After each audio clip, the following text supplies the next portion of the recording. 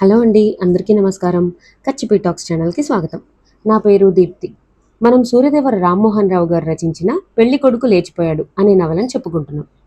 ఇంతకు ముందు భాగంలో ఏం జరిగిందంటే, మన హీరో హీరోయిన్ సంజయ్ సౌజన్యాలు ఒకళ్ళ మీద ఒకళ్ళకి వాళ్ళకి తెలియకుండానే ఇష్టం పెరుగుతూ ఉంది. అయితే అక్కడ వాళ్ళ తండ్రులిద్దరి మధ్య మాత్రం గొప్ప వైరం నడుస్తూ ఉంది, రాజకీయంగా, పర్సనల్గా. ఇంతవరకు మనం తెలుసుకున్నాం. ఇక ముందు ఏం జరగబోతుందో ఈ రోజు భాగంలో తెలుసుకుందాం. ఇక లేట్ చేయకుండా నవలని మొదలు పెట్టేద్దాం. కిషోర్ ఫారెన్ నుండి వచ్చి ఇక్కడే సెటిల్ అవ్వాలనుకుంటున్నట్టు సంజయ్తో చూచాయిగా అన్నాడు కొన్నాళ్ల క్రితం. సంజయ్కి సంతోషం అనిపించింది. ఇద్దరం కలిస్తే మరిన్ని వండర్స్ చేయొచ్చని ఫోన్లో చెప్పాడు. ఆ రోజు రాని వచ్చింది.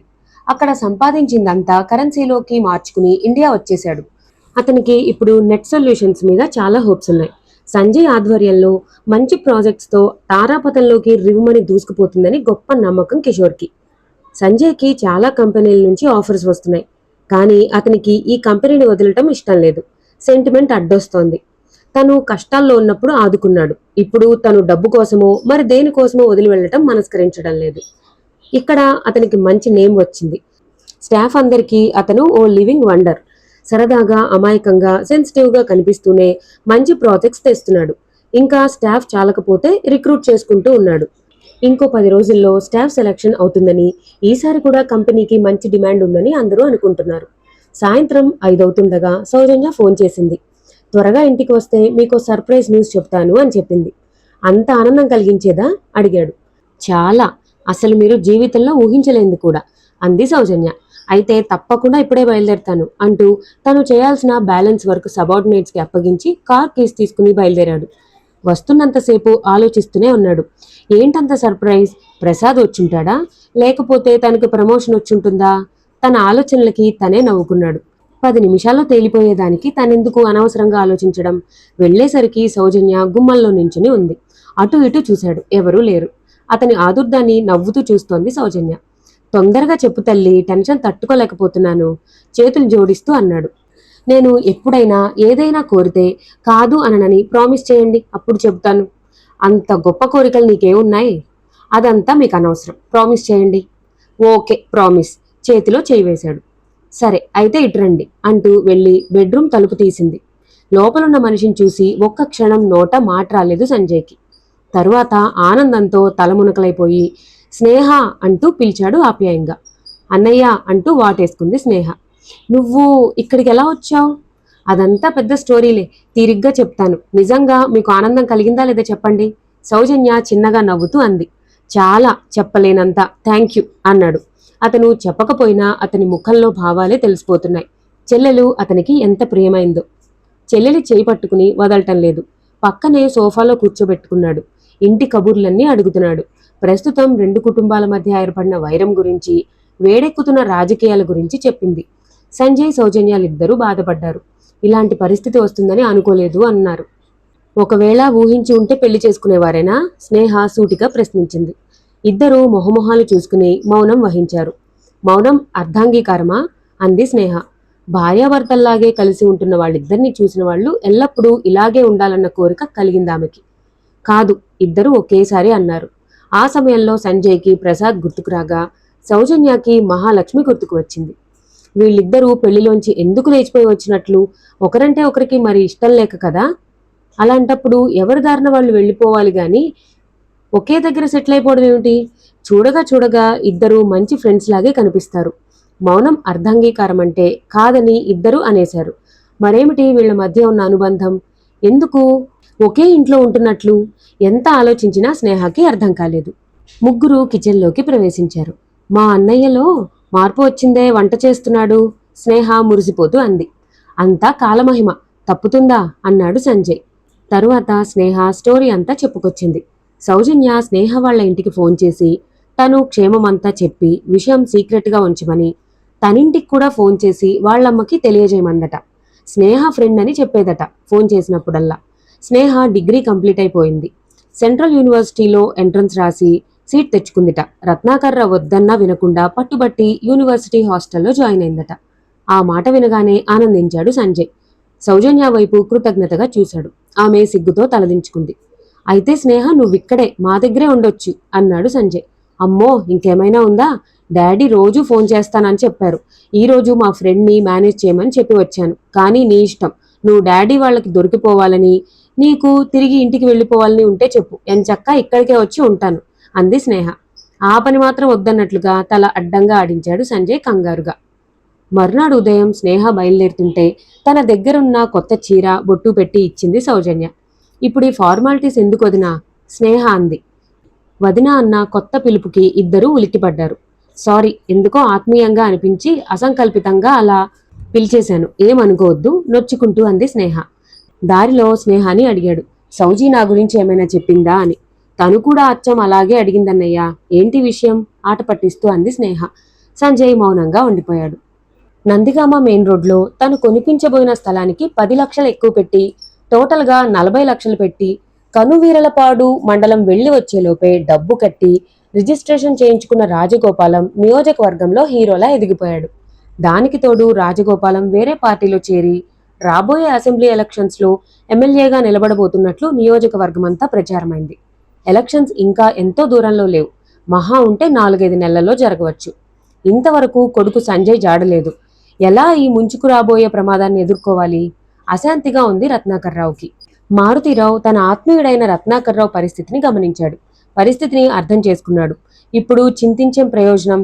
అక్కడికి నేనెన్నోసార్లు చెప్పాను. రాజగోపాలం ఈ నియోజకవర్గంలో కోటీశ్వరుడు, మకుటం లేని మహారాజు. మంచి పేరు ప్రతిష్టలు, పాపులారిటీ ఉండనే కదా ఆయనతో వియ్యమొందబోయారు. సంజయ్ బాబుని ఒక్కసారంటే ఒక్కసారి అడిగి చూశారా? సౌజన్య అనే అమ్మాయి నీకిష్టమేనా అని అడిగారా? అది లేదు. మీకు విన్నింగ్ ఈక్వేషన్స్ ముఖ్యం. పూర్వపు రోజుల్లో రాజులు పక్కలో బల్లెం లాంటి పక్క రాజులతో వియ్యమొంది మిత్రులయ్యేవారు. ఎవరి రాజ్యాన్ని వాళ్ళు నిశ్చింతగా పరిపాలించుకునేవారు. దాన్నే మీరిప్పుడు అమలు పరచబోయారు. మరిప్పుడేమైంది? బంధువై మరింత బలాన్ని మీకు అందించాల్సిన రాజగోపాలం శత్రువైపోయాడు.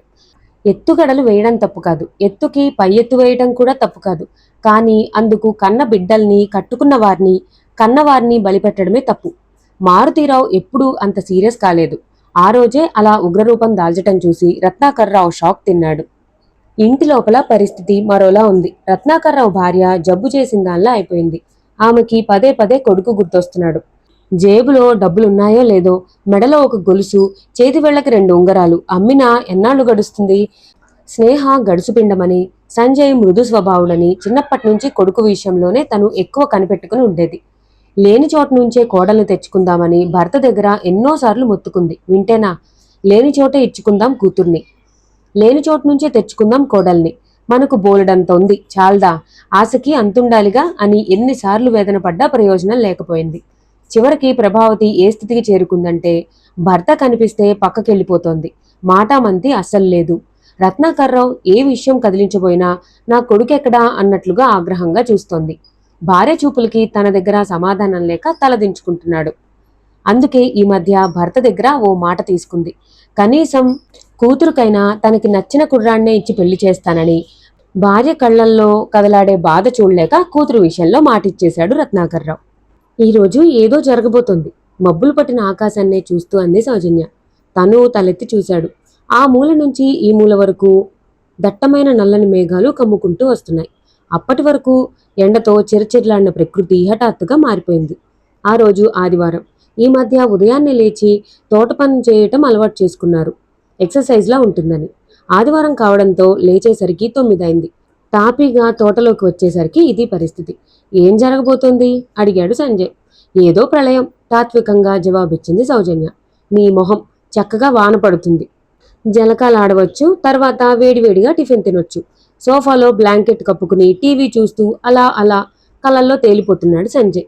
ఏమో నాకలా అనిపించడం లేదు అంది సౌజన్య. నీలో కళాత్మకత లేదసలు అన్నాడు సంజయ్. కామ్గా నీటి పైప్ తీసుకుని అతని మీద చల్లింది. తర్వాత టపాటపా చినుకులు పడసాగాయి. తడుస్తానేమోనని లోపలికి పారిపోతున్న సౌజన్యాని చేయి పట్టుకుని ఆపేశాడు సంజయ్. ఓ పావుగంట తడిశావంటే నీ భయం పోతుంది అంటూ ఆమెని ఆపేశాడు. అతను వర్షాన్ని చాలా ఎంజాయ్ చేస్తున్నాడు. ఎలాంటి ఇంటెన్షన్ లేకుండా సహజంగా సర్వం మర్చిపోయి మొక్కల్లో తాను ఓ మొక్కలాగా వర్షంతో స్వచ్ఛమై ఆనందంగా తలలూగించే కొమ్మల్లా మెరిసిపోతున్నాడు. అతని వైపే మైమర్చి చూస్తూ ఉండిపోయింది. సౌజీ, నీకో మంచి వాసన చూపిస్తాను. తనని మొక్కల దగ్గరికి తీసుకెళ్లి వానకి తడిసిన మట్టిని పెళ్లగించి గరికని తీసి వాసన చూపించాడు. తను చూశాడు. అద్భుతం, చాలా బాగుంది, గుండెల నిండా పీలుస్తూ అన్నాడు సంజయ్. సౌజన్య అలాగే చూస్తోంది. ఇంకో 4-5 గరిక దుబ్బల్ని బయటకు లాగి ఆ సువాసనని ఎంజాయ్ చేస్తున్నాడు సంజయ్. సిగరెట్ పొగ పీల్చటం అలవాటు చేసుకున్న నువ్వు సహజత్వానికి ఈ ప్రకృతిని, వాసనతో తడుస్తున్న మట్టి వాసనని గుండెల నిండా హాయిగా పీల్చగలుగుతున్నావా? ఇప్పుడు నిజంగా ఆనందం కలుగుతోందా? అడిగింది సౌజన్య ఆశ్చర్యపడిపోతూ. తల మీద నుంచి ధారగా కారుతున్న నీరు నుదుటి మీద, చెంపల మీద, ముక్కు మీద, కనురెప్పల మీద, పెదాల మీద అతుక్కుపోయిన నీటి బిందువులు. ఆమె అడిగిన తీరో, ఆ సందర్భమో, లేదా ఆమె ఆ విషయం గుర్తుపెట్టుకుందన్న ఆలోచనో అతన్ని విచలితుణ్ణి చేశాయి. ఒక్క క్షణం తడబడ్డాడు. కళ్ళు మూసుకుని మట్టిని దోసిట్లోకి తీసుకుని ఆఘ్రాణించాడు. అలౌకికమైన అనుభూతి. ఒక స్థిర నిశ్చయానికి వచ్చినట్లు తల పంకిస్తూ, నేను ఇక స్మోక్ చేయను సౌజీ అన్నాడు సంజయ్ స్థిరంగా. సౌజన్య నవ్వింది జలజల తరంగిణిలా. నిజం, ఈ ప్రకృతి, ఈ వాన, ఈ సువాసన సాక్షిగా ఆ అలవాటు వదిలేస్తాను.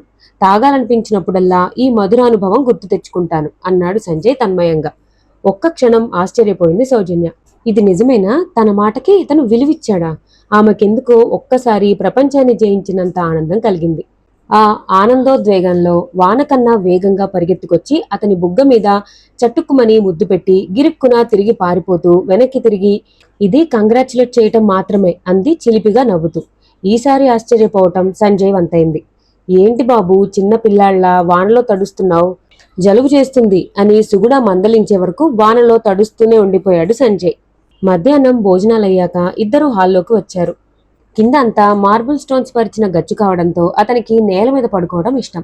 దిండు వేసుకుని పడుకుని కాళ్లు మాత్రమే పైకి కుర్చీలోకి పెట్టుకుని పడుకున్నాడు. సౌజన్య సోఫాలో బద్ధకంగా కదులుతోంది. ఆఫీస్ లేకపోతే బోరుగా ఉంటుంది కదూ?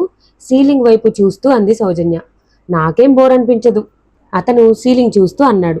చటుక్కున అతని వైపు ఒకసారి చూసి, ఎక్కడికైనా తీసుకెళ్ళు, చిరాగ్గా ఉంది ఇంట్లోనే ఉంటే అంది. తిరిగే కాలు తిట్టే నోరు ఊరుకోదని మా నాయనమ్మ చెప్పేది ఓరగా చూస్తూ అన్నాడు కావాలని. చేతికందిన సోఫా పిల్లో తీసి విసిరింది.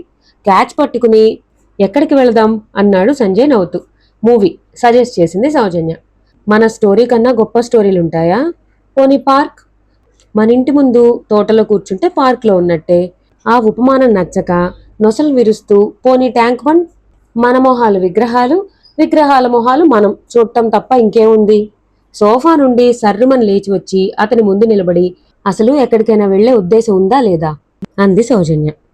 లాంగ్ స్కర్ట్, దాని మీద బొమ్మల టీషర్టు, వానకి తడవటం మూలంగా తడి పొడిగా ఉన్న వదిలేసిన జుట్టు, చేతులకి చెవులకి మెడలోకి ఏమీ లేకుండా సాదాగా తెల్లగా స్వచ్ఛంగా మెరుపులా ఉన్న శరీర ఛాయ. నుదురు గోదావరి తీరంగా, ముక్కు మేట వేసిన ఇసుక తిన్నెలా, కళ్ళు తీరంలో దొరికే ఆల్చిప్పల్లా, పెదాలు గవ్వల్లా, మెడ శంఖంలా. సౌజీ, నువ్వు కొంచెం అందంగానే ఉంటావని అప్పుడప్పుడు డౌట్ వస్తుంటుంది. ఆమెనే కన్నార్పకుండా పరిశీలనగా చూస్తూ అన్నాడు. కాళ్ళు నేలకేసి దబదబా బాది, చాలా గొప్ప విషయమే కనిపెట్టావులే, లే ముందు అంటూ అతను కాళ్ళు పెట్టుకున్న కుర్చీ లాగేసింది. తల కింద దిండు లాగేసింది. ఇంకాసేపు ఉంటే పులిలా అటాక్ చేస్తుందేమోనని భయపడి లేచాడు సంజయ్. ఈరోజు ఉదయం ఏదో ప్రళయం వస్తుందని నువ్వంటే నేను నమ్మలేదు, వార్ స్టార్ట్ చేస్తూ అన్నాడు. ఏం ఇప్పుడేం జరిగింది? సిగరెట్ మాన్పించేశావుగా, ఇంకేం ప్రళయం రావాలి అన్నాడు మెల్లగా నవ్వేసి. నిజంగా మానేసినట్లేనా? మొహం నిండా ఆనందం చిందులేస్తుండగా అంది. బుద్ధిగా తలూపాడు సంజయ్. కారు స్లోగా వెళ్తోంది. వర్షం పడటం లేదు కానీ ఆకాశంలో మబ్బులింకా తొలగిపోలేదు. చల్లటి గాలి రివ్వున కొడుతూ ఉంటే కర్చీఫ్ ని చెవుల నిండా కప్పుకుంది. సన్నగా విజిల్ వేస్తున్నాడు సంజయ్. మధ్య మధ్యలో పాట పాడుతున్నాడు. అతని వాయిస్ చాలా స్వీట్గా ఉంది. ఆ విషయం మాట్లాడితే పాడటం ఆపేస్తాడేమోనని మౌనంగా వింటోంది సౌజన్య. అతను ఒక విరహ గీతం పాడుతున్నాడు. ఆ వాతావరణం, అతని వాయిస్, ఆ పాట, ఆమె మనసు బరువుగా మారిపోయింది. పాట సడన్ గా ఆగిపోయింది. కారు సడన్ బ్రేక్ తో ఆపాడు వెనక్కి రివర్స్ చేస్తూ. అక్కడ ఆ బస్ స్టాప్ లో నించున్న అమ్మాయి, తను అచ్చం మహాలక్ష్మిలా ఉంది. తనేనా? ఎస్, ఆ అమ్మాయే. ఓ మై గాడ్ సౌజీ! అతను కారు ఆపేసి డోర్ తీసి అటువైపు పరిగెత్తాడు. అప్పటికే ఆ అమ్మాయి అక్కడ ఆగి ఉన్న బస్సు ఎక్కబోతోంది. ఒక కాలు నేల మీద, ఒక కాలు ఫుట్బోర్డ్ మీద ఉంది. సడన్ గా వెనక నుంచి చేపట్టుకుని ఆపేశాడు సంజయ్. ఆమె ఉలిక్కిపడి కిందకి దిగింది. సౌజన్య కూడా అప్పటికి అక్కడికి వచ్చింది. మీరు? ఆమె ప్రశ్నార్థకంగా చూస్తోంది సంజయ్ని. నా పేరు సంజయ్, ఎంసీఏలో మీ సీనియర్ని అని అన్నాడు అతను. ఎస్, గుర్తొచ్చారు, ఎమ్మెల్యే రత్నాకర్ రావు గారు అబ్బాయి కదూ అందామె. అవును, ఆమె తనని గుర్తుపెట్టుకున్నందుకు మొహం వికసించగా అన్నాడు సంజయ్. అర్జెంట్ పనేదైనా ఉందా అడిగాడు సంజయ్. లేదు, ఇంటికి వెళ్తున్నాను అంది ఆమె. అయితే కాసేపలా పార్కుకి వెళ్ళి మాట్లాడుకుందాం. ఈ అమ్మాయి సౌజన్య, నా బెస్ట్ ఫ్రెండ్. సౌజీ, ఈమె మహాలక్ష్మి పరిచయం చేశాడు. ఇద్దరూ హలో చెప్పుకున్నారు. ముగ్గురు కార్ దగ్గరికి దారితీశారు. అతను ఫ్రంట్ డోర్ ఓపెన్ చేస్తూ సౌజన్య వంక సంశయంగా చూశాడు. ఆమె మౌనంగా వెళ్లి బ్యాక్ సీట్లో కూర్చుంది. ఆమె తన వివరాలు అన్నీ చెబుతోంది. ఫాదర్ స్టేట్ బ్యాంక్లో జనరల్ మేనేజర్, ఒక్కతే అమ్మాయి, ఎంసీఏ కంప్లీట్ చేసింది, ఉద్యోగ ప్రయత్నాల్లో ఉంది. పార్కుకు వెళ్లి కూర్చున్నారు ముగ్గురు. సంజయ్కి ఇందాకటి నుంచి ఓ సందేహం పీడిస్తోంది. ఆమెకి పెళ్ళయిందా లేదా అని. మెళ్ళో ఏదో చైన్ ఉంది. అది లోపలికి వేసుకోవడంతో అది సాదా చైనో దానికి తాళి ఉందో అర్థం కావడం లేదు. కాళ్ల మెట్టలు చూద్దామంటే చీర మరీ పాదాలు మునిగిపోయేలా కట్టుకుంది. నిస్సహాయంగా సౌజన్య వంక చూశాడు. నరాలు చిట్లిపోయేంత టెన్షన్గా ఉంది అతనికి. పెళ్ళైందా అని డైరెక్ట్గా అడగలేకపోతున్నాడు. అతని బాధ అర్థం చేసుకున్నట్లు అభయహస్తం ఇచ్చింది సౌజన్య. కాసేపు ఆ మాట ఈ మాట అయ్యాక, మీ వారేం చేస్తుంటారు సౌజన్య క్యాజువల్గా అడిగింది. ఊపిరి బిగబట్టాడు అతను. మావారా, నాకింకా పెళ్లి కాలేదు. ఉద్యోగం వచ్చి నా ఫీల్డ్లో ఉన్న మనిషి అయితే తప్ప చేసుకోనని ఇంట్లో చెప్పేశాను జవాబిచ్చింది మహాలక్ష్మి. మా నెట్ సొల్యూషన్స్ కంపెనీలో రిక్రూట్మెంట్స్ జరుగుతున్నాయి, మీరు రేపు రండి, ఇంటర్వ్యూ నార్మల్గా ఉంటుంది అన్నాడు Sanjay. My God, net solutions మీ కంపెనీనా ఆశ్చర్యంగా అంది మహాలక్ష్మి. కిషోర్ అని నా బెస్ట్ ఫ్రెండ్, అతను మెయిన్. నేను కూడా కొంత పార్ట్నర్షిప్ తీసుకున్నాను. కిషోర్ అంటే చామంచాయిగా పొడవుగా ఉంటాడు, ఎక్కువ మీతోనే ఉండేవాడు అనుకుంటా. ఎస్, తనే, ఇద్దరం తెలిసిన వాళ్ళమే, సమస్య లేదు ఆనందంగా అన్నాడు సంజయ్. వాళ్ళిద్దరూ కంపెనీ గురించి, ఓల్డ్ ఫ్రెండ్ గురించి మాట్లాడుకుంటూ ఉంటే సౌజన్య తల అటు ఇటు తిప్పుతూ ఇద్దరిని అబ్జర్వ్ చేస్తూ అసహనంగా కూర్చుంది. 6 గంటలకి చీకటి పడింది. చల్లగాలి వీస్తోంది. ఇంకా వెళ్తాను, చుట్టూ చూస్తూ అంది మహాలక్ష్మి. మూవీకి వెళ్ళి డిన్నర్ చేసి వెళ్దాం సంకోచిస్తూనే ఆమె వైపు చూస్తూ అన్నాడు సంజయ్. బాగా లేట్ అవుతుందేమో, ఇంట్లో మమ్మీ కోప్పడతారు అంది మహాలక్ష్మి. మా సౌజీ ఫోన్ చేసి చెబుతుంది. ఆమె నవ్వింది. పర్లేదు, మా ఇంట్లో మరీ అంత ఆర్థడాక్స్ కాదు. ఓకే అంది మహాలక్ష్మి. కారెక్కేటప్పుడు, ఇందాక మన స్టోరీ కన్నా పెద్ద స్టోరీ ఏముంటుంది అన్నావుగా సౌజన్య సంజయ్ దగ్గర గొణిగింది. మా బంగారు తల్లివిగా ఇప్పుడేం సాధించకమ్మా అంటూ ఆమెని బుజ్జగించాడు సంజయ్. థియేటర్లో కూడా ఇద్దరి మధ్య మహాలక్ష్మియే కూర్చుంది. అదొక డల్ మూవీ. వాళ్ళిద్దరూ తదేకంగా తెరకేసి చూస్తున్నారు. మధ్య మధ్యలో ఏవేవో జోక్ చేసుకుంటున్నారు. చాలా బోర్గా ఫీల్ అయింది సౌజన్య. కాస్తంత ఇబ్బందిగా కూడా అనిపించింది. డిన్నర్ సమయంలో కూడా మహాలక్ష్మి ఎంతో అపురూపంగా చూసుకున్నాడు. ఆమె ఎక్కడ కందిపోతుందో అన్నట్లు 1-2 సార్లు అది తినమని ఇది తినమని బలవంతం చేస్తున్నాడు. తనతో ఎప్పుడన్నా అంత మృదువుగా మాట్లాడా? మీకు రెయిన్బో ఐస్ క్రీమ్ ఇష్టం కదూ మహాలక్ష్మి కళ్ళల్లోకి చూస్తూ అడిగాడు సంజయ్. అవును, మీకెలా తెలుసు ఆశ్చర్యపోయింది ఆమె. కాలేజ్ ఫ్రెషర్స్ పార్టీలో మీరు స్పెషల్గా ఆర్డర్ చేసి తెప్పించుకున్నారు, మర్చిపోయారా? మై గాడ్, అప్పటి విషయం ఇంకా గుర్తుందా? మీకు సంబంధించి ఏదైనా మర్చిపోతే కదా గుర్తు తెచ్చుకోవడానికి అన్నాడు సంజయ్. రెప్పలాడించి చూసింది నమ్మలేనట్టు. తర్వాత ఏమీ అనలేదు.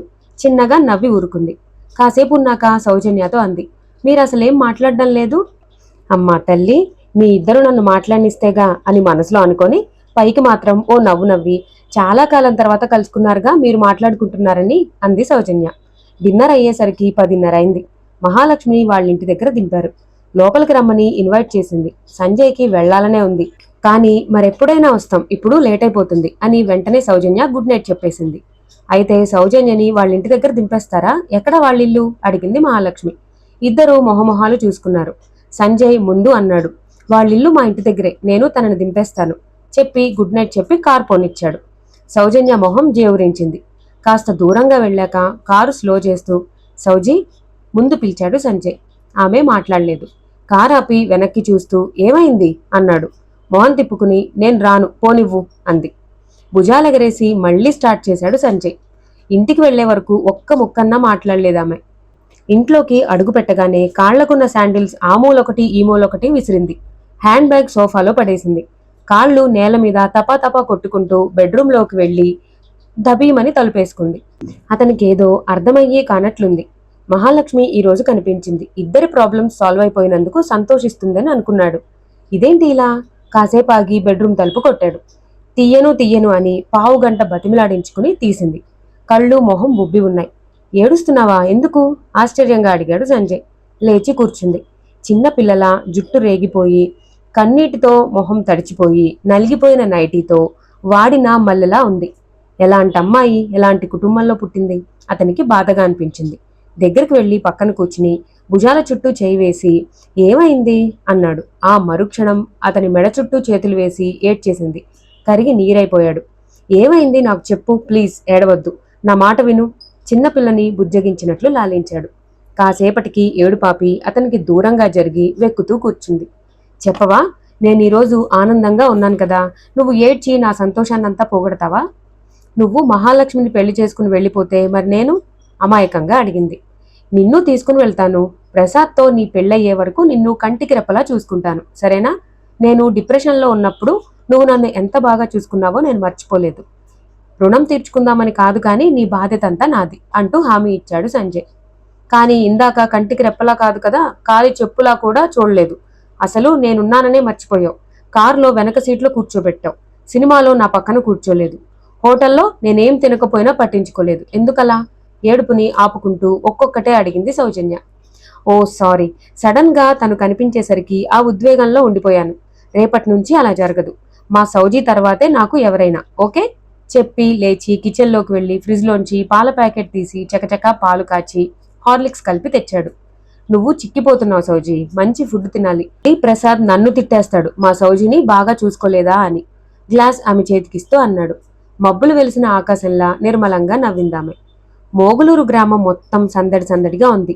రాజగోపాలం గారు మరో 4 నెలల్లో అసెంబ్లీలో కాలు పెట్టడం ఏమని అందరూ మెజారిటీ గురించి పందాలు కాసుకుంటున్నారు. రాజకీయాల్లో తిరిగే కుటుంబాల్లో మన పిల్లని ఇవ్వొద్దని చెప్తే విన్నారా? ఎప్పుడైనా ఎక్కడైనా పెళ్లాల మాటలకు కూడా కాస్తో కూస్తో విలువిచ్చి ఆచరించే వాళ్లే జీవితంలో స్థిమితంగా ఉంటారు. కూతురు గుర్తుకు రాగా ఏడుస్తూ అంది ఇందిర. బోలెడు డబ్బుంది, ఒక్కడే కొడుకు, పిల్ల సుఖపడుతుందని ఆశించడం తప్ప. రాజగోపాలం తనను తాను సమర్థించుకున్నాడు. ఇదే పిల్లల తల్లిదండ్రులు చేసే పెద్ద తప్పు. పిల్లల్ని డబ్బున్న ఇంట్లో ఇస్తే సుఖపడతారని గ్యారంటీ ఏమైనా ఉందా అంటూ కోపంగా అనేసి లోపలికి వెళ్లిపోయింది ఇందిర. బ్రాన్ పడిపోయాడు రాజగోపాలం. సంజయ్ తన ఛాంబర్లో టెన్షన్గా ఉన్నాడు. ఉదయం 10 గంటలకల్లా మహాలక్ష్మి ఇంటర్వ్యూకి అటెండ్ కమ్మన్నాడు. 10:30 అయింది. క్యాండిడేట్స్ లిస్టు తెమ్మని సెక్రటరీకి చెప్పాడు.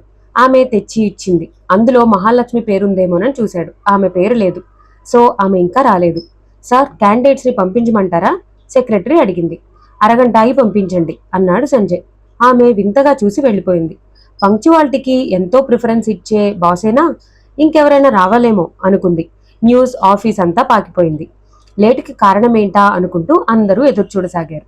సరిగ్గా 11ంటికి మహాలక్ష్మి ఆఫీస్లోకి అడుగుపెట్టి నేమ్ రిజిస్టర్ చేయించుకుంది. సంజయ్ మళ్లీ లిస్టు తెప్పించుకుని చూశాడు. అడుగున మహాలక్ష్మి పేరు కనిపించింది. అక్కడ టిక్ చేసి సెండ్ హర్ ఇమ్మీడియట్లీ అన్నాడు. కానీ సార్, ఆర్డర్లో నసిగిందామె. డూ వాట్ ఐ సే, కఠినంగా ఉంది అతని స్వరం. అతని రూల్స్ని సాఫ్ట్నెస్ని కూడా వారించిన ఆమె ఎవరో అనుకుందామె. మహాలక్ష్మి మిగతా అభ్యర్థులతో పాటు సోఫాలో కూర్చుని ఉంది. ఆడా మగా కూడా ఉన్నారు.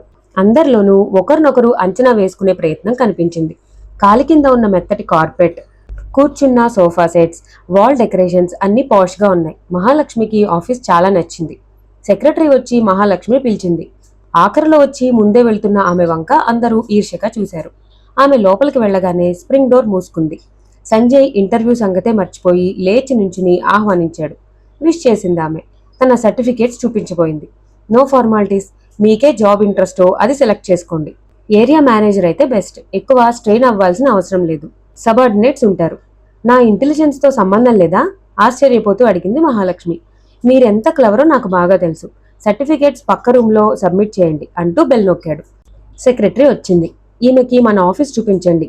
ఏరియా మేనేజర్ పోస్టు ఫిలప్ అయిపోయింది. దానికి తప్ప మిగతా వాళ్ళని పిలవండి అంటూ చకచకా చెప్పాడు సంజయ్. సార్, మిగతా వాళ్ళకు కూడా ఫార్మాలిటీగా ఇంటర్వ్యూస్ చేస్తే మంచిదేమో, లేకపోతే గొడవైపోతుంది నసుగుతూనే అందామె. క్షణం ఆలోచించాడు. ఓకే, పిలవండి అని మహాలక్ష్మి వంక చూస్తూ, జాయినింగ్ రిపోర్ట్ ఎప్పుడు ఇస్తారు? సబ్మిట్ చేసేసి మీ వర్క్ అలాట్మెంట్ అడిగి తెలుసుకోండి చెప్పాడు. థ్యాంక్స్ చెప్పి వచ్చేసింది మహాలక్ష్మి. జాయినింగ్ ఆర్డర్లో శాలరీ 15,000 అని రాసి ఉంది. ఆమె 10,000 ఎక్స్పెక్ట్ చేసింది. థ్యాంక్ యూ సంజయ్ మనసులోనే అనుకుంది మహాలక్ష్మి. రేపటి నుండి రెగ్యులర్గా వస్తానని చెప్పి బయలుదేరింది. గుమ్మం దాటుతుండగా కిషోర్ కనిపించాడు. ఆమె చూడలేదు, అతను గుర్తుపట్టలేదు. కానీ ట్రెడిషనల్ బ్యూటీ అనుకుంటూ చూస్తూ ఉండిపోయాడు. కిషోర్ రాగానే మహాలక్ష్మి గురించిన స్టోరీ అంతా చెప్పేశాడు సంజయ్. కిషోర్ పగలబడి నవ్వాడు. నీ స్టోరీ మాత్రం రసవత్తరమైన మలుపు తిరుగుతోంది. మళ్ళీ కొత్త క్యారెక్టర్. నారీ నారీ నడుము మురారిలా నీ పని బాగుందిరా అంటూ జోక్ చేశాడు కిషోర్. ఆ జోక్ నచ్చినట్లు మొహం చిట్లించి ఉండిపోయాడు సంజయ్. అతని ఫీలింగ్ చూసి, సారీ బాస్, హర్ట్ అయినట్లున్నావు అన్నాడు కిషోర్. ప్లీజ్, మహాలక్ష్మి విషయంలో నేను సెంటిమెంటల్గా ఫీల్ అవుతాను, జోక్ చేయొద్దు అన్నాడు. ఓకే యార్ ఓకే, 2 చేతులు జోడించేశాడు. దాంతో కూలయ్యాడు సంజయ్. అయితే మన ఆఫీస్కి లేడీ బాస్ వస్తుందన్నమాట. ఇంకేం, ఇద్దరూ కలిసి ఈ నెట్ సొల్యూషన్స్ని హై రేంజ్కి తీసుకువెళ్ళాలి మనస్ఫూర్తిగా చెప్పాడతను. మహాలక్ష్మి ఆఫీస్లో జాయిన్ అయి వారం దాటింది. సదా చిరునవ్వుతో ఉండే ఆమె అందరినీ ఇట్టే ఆకర్షించింది. ఆమె కంపెనీని అందరూ ఇష్టపడుతున్నారు. బాస్ ఫ్రెండ్గా చెప్పుకున్నారు. అతని వ్యక్తిత్వం ఏంటో అందరికీ తెలుసు కాబట్టి ఎవరూ అంతకు మించి ఊహించలేదు. ఉదయం ఆమె కోసం కారు పంపిస్తున్నాడు. సాయంత్రం తనే వాళ్ళింటి దగ్గర డ్రాప్ చేస్తున్నాడు. మొదటి రోజు వాళ్ళ పేరెంట్స్కి పరిచయం చేసింది. అంతకు ముందే చెప్పాడు, నేను రత్నాకర్ రావు గారి అబ్బాయినని తెలియకూడదని. ఎందుకని ఆశ్చర్యపోయింది. కారణం చెప్పలేదు. ఏమనుకుందో ఏమో, అలాగే నంది. అతని ఫాదర్ పేరుని చెప్పింది కానీ ఎమ్మెల్యే అని చెప్పలేదు. ఆమె పేరెంట్స్కి అతని వినయ విధేయతలు, నడవడిక బాగా నచ్చాయి. చాలా మంచి కుర్రాడమ్మా అంటూ పొగిడారు. ఆమెకి కిషోర్ కూడా బాగా పరిచయం అయ్యాడు. కాన్ఫిడెన్షియల్ మ్యాటర్స్ కూడా ఆమెను పిలిచేవారు. ముగ్గురు కలిసి డిస్కస్ చేసుకునేవారు. ఓ రోజు మాటల సందర్భంలో సౌజన్య గురించి అడిగింది మహాలక్ష్మి. అప్పుడు కిషోర్ కూడా అక్కడే ఉన్నాడు. ముసిముసిగా నవ్వుకుంటూ లేచిపోయాడు సంజయ్. ఆ నవ్వుకి అర్థమేంటో ఆ ఇద్దరికీ అర్థం కాలేదు. ప్రశ్నార్థకంగా చూసింది మహాలక్ష్మి. ఆమెని కూర్చోబెట్టి మొదటి నుంచి జరిగిందంతా వివరించి చెప్పాడు. మహాలక్ష్మి అంటే తనకున్న ఫీలింగ్ తప్ప మిగతా విషయాలన్నీ పొల్లిపోకుండా చెప్పాడు. ఆ అమ్మాయి చాలా రిస్క్లో ఉందైతే, సానుభూతిగా అంది మహాలక్ష్మి. అవును, త్వరగా ప్రసాద్తో పెళ్ళైపోతే నా బాధ్యత తీరిపోతుంది అన్నాడు సంజయ్. మీ బాధ్యత ఏంటి? అతను అన్నదేమిటో అర్థం కానట్లు అడిగింది మహాలక్ష్మి. అదే బాధ్యత అంటే ఇన్నాళ్ళు కష్టనష్టాలు కలిపి పంచుకున్నాం. ఆ ఎఫెక్షన్తో ఆమె పెళ్లి కూడా నా బాధ్యత అనిపిస్తుంది చెప్పాడు. అయితే మీ ఇంటికి తీసుకువెళ్ళండి, తనతో నాకు ఓసారి మాట్లాడాలని ఉంది చెప్పింది మహాలక్ష్మి. మోస్ట్ వెల్కమ్, ఈ రోజే వెళదాం ఆనందంగా అన్నాడు సంజయ్. కానీ వెంటనే చిన్న భయం వేసింది. సౌజన్య ఎలా రియాక్ట్ అవుతుందోనని. తను అప్పులిచ్చిన డబ్బులు వసూలు చేయమని రాజగోపాలం తన అనుచరుల్ని పురమాయించాడు. పొలాలు కౌలుకిచ్చేశాడు. అడ్వాన్స్ తీసేసుకున్నాడు. మరో 2 టాటా సుమోలు కొనేశాడు. విజయవాడ నుంచి ఫోటోగ్రాఫర్ని పిలిపించి నవ్వుతున్నట్లు, ప్రజలకు నమస్కారం పెడుతున్నట్లు, గాల్లో చేతులూపుతున్నట్లు, బొటనవేలు పైకెత్తి చూపిస్తూ ఉన్నట్లు, విజయం తనదే అన్నట్లు, ఇంకా వివిధ భంగిమల్లో 4-5 రీళ్లు ఫోటోలు దిగాడు. అవన్నీ చూస్తున్న ఇందిర చెడిపోవటం, ప్రజల్ని మభ్యపెట్టే ప్రయత్నం, మోసం చేసే ప్రయత్నం మొదలైంది అంది నిరసనగా. అదేంటి అలా అనేసే వదిన? బంధువైన ఒక ఆవిడ అడిగింది. రాజకీయాల్లోకి వెళ్లి కూడా చెడిపోకుండా ఉండేవాళ్లు మన దేశంలో 5% ఉండవచ్చు అంతే, చిన్నగా నిట్టూరుస్తూ అంది ఇందిర. సాయంత్రం అయింది. సౌజన్య బెడ్రూమ్లో పడుకుని ఉంది. జీవితమంతా శూన్యంగా ఖాళీగా ఉంది. తన జీవితంలోంచి ఎవరో నడిచి వెళ్లిపోయిన జాడలు హృదయాన్ని అతలాకుతలం చేస్తున్నాయి. దేని మీద ఆసక్తిగా ఉండటం లేదు. ఈ మధ్యకాలంలో సంజయ్ చాలా బిజీ అయిపోయాడు. రోజు రాత్రిళ్ళు ఇంటికి లేటుగా వస్తాడు. ఒక్కోసారి ఆఫీస్లోనే ఉండిపోతున్నాడు. వర్క్ ఉందంటూ ఉదయాన్నే హడావిడిగా స్నానం చేసి వెళ్ళిపోతున్నాడు. మాట్లాడే తీరిక ఉండట్లేదు. అందుకే సెల్ ఫోన్ ఇచ్చాడు. గుర్తొచ్చినప్పుడల్లా ఫోన్ చేసి భోజనం చేశావానో, బోర్ కొడితే సుగుణ ఆంటీతో మూవీకి వెళ్ళు, కారు పంపిస్తాననో చెబుతాడు. సున్నితంగానే రిజెక్ట్ చేస్తోంది. ఇంట్లో ఎప్పుడన్నా ఖాళీ ఉన్నప్పుడు నా మీద కోపంగా ఉందా అని అడుగుతాడు. ఏమీ సమాధానం చెప్పలేదు. నీ వర్క్లో నువ్వున్నప్పుడు కోపం ఎందుకు అంటే, అదిగో చూడు నీకు కోపం వచ్చింది అందుకే అలా అంటున్నావు, ఏం చేయను, హెవీ వర్క్ అంటూ ఎక్స్ప్లెనేషన్ ఇచ్చేవాడు. కోపం లేదు అని చెప్పేసరికి తల ప్రాణం తోకకొచ్చేది. అతడి జ్ఞాపకాలతో బెంగగా అనిపించింది. ఈలోపు సెల్ మోగింది. సంజయ్ చేశాడు. సౌజీ, మహాలక్ష్మి మన ఇంటికి వస్తోంది. మొదటిసారి కదా, ఇల్లు నీట్గా ఉంచు. మనిద్దరి గురించి అన్ని విషయాలు చెప్పేశాను. నువ్వు ఫ్రీగా ఉండు, తనేమీ అనుకోదు. బంగారు తల్లివిగా స్నాక్స్ ప్రిపేర్ చేస్తావు కదూ. మన హోస్టింగ్ చూసి మహాలక్ష్మి ఇంప్రెస్ అవ్వాలి. తన ధోరణిలో తను చెప్పుకుపోతున్నాడు. నేనెందుకు చేయాలి? గట్టిగా అరవాలనిపించింది. కంట్రోల్ చేసుకుంది. లేచి ఇల్లంతా మళ్లీ శుభ్రంగా సర్దింది. ఫ్లవర్ వాజుల్లో తాజా పూలు తెచ్చి పెట్టింది. రూమ్ ఫ్రెషనర్స్ స్ప్రే చేసింది. కర్టెన్స్, బెడ్షీట్స్ ఉతికినవి వేసింది.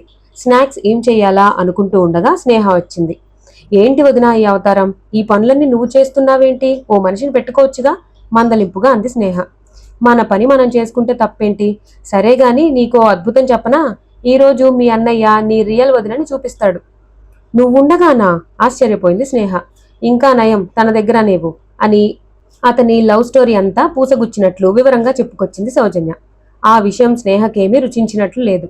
ఇక్కడేమో ఇద్దరు మొగుడు పెళ్లాల్లా చెలామణి అవుతున్నారు, మళ్ళీ ఇంకొకరితో ప్రేమ. నేను ప్రసాద్ని ప్రేమిస్తున్నాగా, మెల్లగా చెప్పింది సౌజన్య. ఏమో ఏం ప్రేమలో, చివరికి ఎటు దారి తీస్తాయో తెలియడం లేదు, నిట్టూర్చింది స్నేహ. సరే, వాళ్ళొచ్చే టైం అయింది, టిఫిన్ ఏం చేయమంటావు అడిగింది సౌజన్య. ఏ ఉప్మానో చెయ్యి, ఏదో మహారాణి వస్తున్నట్లు ఫీల్ అవుతావేంటి కసింది స్నేహ. చా, ఏం బాగుంటుంది, పకోడీలు చేస్తాను, మొదటిసారి వస్తుంది కదా, పాయసం చేస్తాను అంటూ కిచెన్లోకి వెళ్ళింది. ఇద్దరూ ముచ్చట్లాడుతూ పూర్తి చేశారు. స్నానం చేసి వచ్చి అన్ని డైనింగ్ టేబుల్ మీద సర్దింది. కారు శబ్దం వినగానే ఇద్దరు గుమ్మంలోకి వెళ్లారు. స్నేహాన్ని చూసి మరింత సంతోషించాడు సంజయ్. అందరి పరిచయాలు, కుశల ప్రశ్నలు అయ్యాయి. మహాలక్ష్మి బెంగాలీ కాటన్ చీర పొందిగ్గా కట్టుకుంది. నుదుట కొంచెం పెద్ద బొట్టు, కళ్ళకి కాటుక, పొడవు జడ, మెళ్ళో చైన్, చెవులకి జూకాలు, చేతులకి 4 బంగారపు గాజులు, కాళ్ళకి పట్టీలు. అచ్చు బాపు గీసిన బొమ్మలా అందంగా ఉంది. మాటలో గాని, చూపులో గాని, కూర్చోవడంలో గాని, నడకలో గాని ఎక్కడా మచ్చు కూడా వంకలేదు. అంత హుందాగా, బ్యాలెన్స్గా ఉంది. మొహాన సదా చిరునవ్వు. ఏ విధమైన పరిస్థితినైనా హ్యాండిల్ చేయగలనన్న ధీమా ఆమెలో కనిపించింది.